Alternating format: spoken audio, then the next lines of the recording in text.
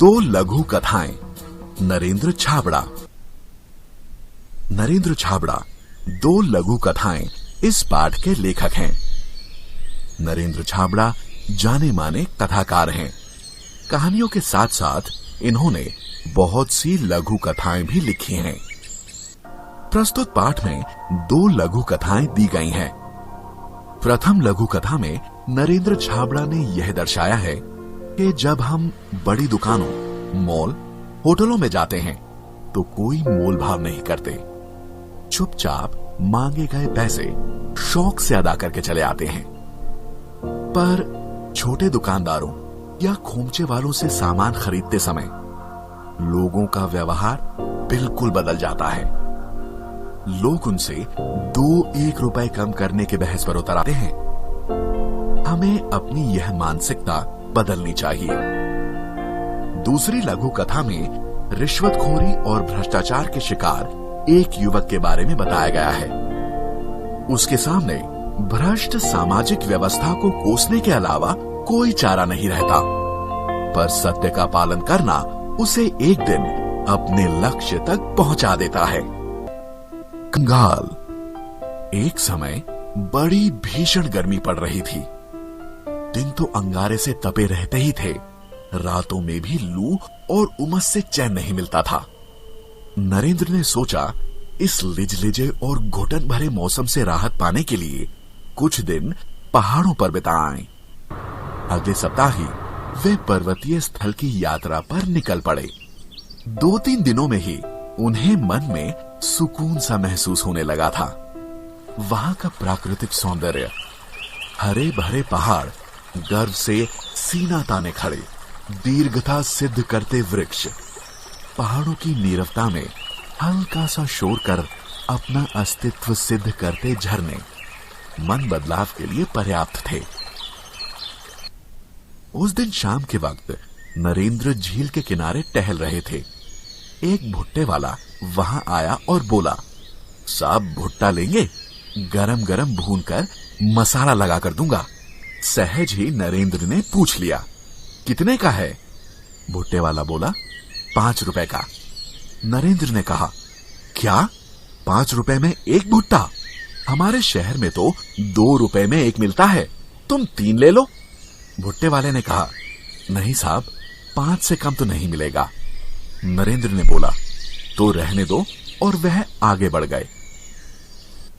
एकाएक नरेंद्र का पैर ठिठक गया और मन में विचार उठा कि हमारे जैसे लोग पहाड़ों पर घूमने का शौक रखते हैं, हजारों रुपए खर्च करते हैं, अच्छे होटलों में रुकते हैं, जो बड़ी दुकानों में बिना दाम पूछे खर्च करते हैं, पर गरीब से 2 रुपए के लिए झिकझिक करते हैं। कितने कंगाल हैं हम। यह सोचकर नरेंद्र उल्टे कदम भुट्टे वाले के पास लौट आया और 20 रुपए में 4 भुट्टे खरीदकर अपनी राह पर चल पड़ा। नरेंद्र का मन अब सुकून अनुभव कर रहा था। सही उत्तर। एक युवक अब तक कितने ही स्थानों पर नौकरी के लिए आवेदन कर चुका था, साक्षात्कार दे चुका था। उसके प्रमाण पत्रों की फाइल भी उसको सफलता दिलाने में नाकामयाब रहती।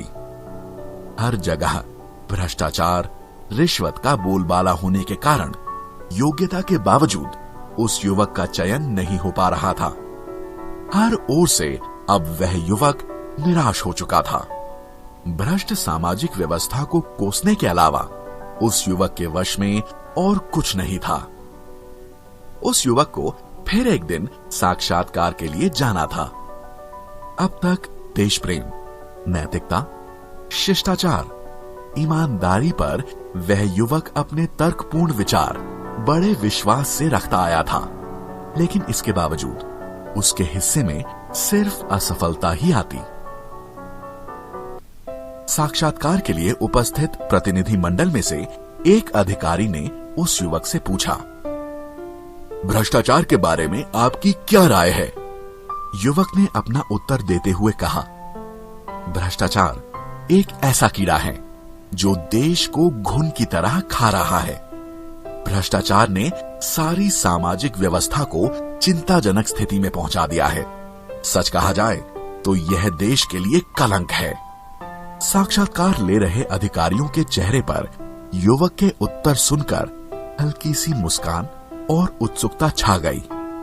युवक के इस तर्क में अधिकारियों को रुचि महसूस होने लगी। दूसरे अधिकारी ने युवक से प्रश्न किया, रिश्वत को आप क्या मानते हैं? युवक ने कहा, रिश्वत यह भ्रष्टाचार की बहन है।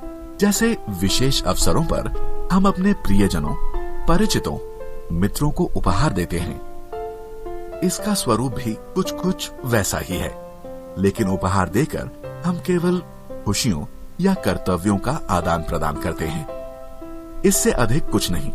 जबकि रिश्वत देने से रुके हुए कार्य, दबी हुई फाइलें, टलती हुई पदोन्नति, रोकी गई नौकरी आदि में इसके कारण सफलता हासिल की जा सकती है।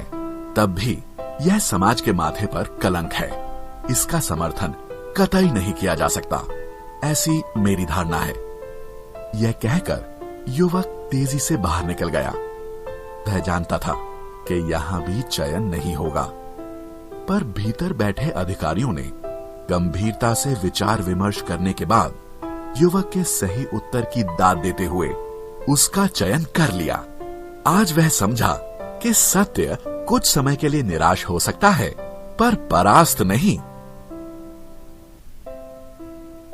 सीख। 2 लघु कथाएं। इस कहानी के अंतर्गत लेखक ने 2 कहानियां प्रस्तुत की है। प्रथम कहानी कंगाल के माध्यम से लेखक ने रेडी वाले, फेरी वाले अथवा सड़क के किनारे छोटी मोटी दुकानों से सामान खरीदते समय झिकझिक और मोलभाव करने से बचना चाहिए। दूसरी कहानी सही उत्तर के माध्यम से लेखक ने संदेश दिया है कि यदि हम सत्य का पालन करें तो अपने लक्ष्य तक अवश्य पहुंच सकते हैं। पुनरावर्तन। कंगाल। नरेंद्र छाबड़ा का चिलचिलाती और उमस भरी गर्मी से परेशान होना, पहाड़ी इलाके में राहत पाने के लिए घूमने जाना, पहाड़ों पर पहुंचकर सुकून पाना, भुट्टे वाले से भुट्टा खरीदते समय झिकझिक करना, नरेंद्र के मन में छोटे दुकानदारों के प्रति सहानुभूति की भावना जागना, रेडी और खोमचे वालों के प्रति मानसिकता को बदलना। सही उत्तर। युवक को नौकरी के लिए कई स्थानों पर आवेदन पत्र देना, साक्षात्कार के समय प्रमाण पत्रों के होने के बावजूद नाकामयाब होना, अधिकारियों द्वारा पूछे गए प्रश्नों का बेहिचक उत्तर देना, युवक का रिश्वतखोरी को भ्रष्टाचार की बहन समझना।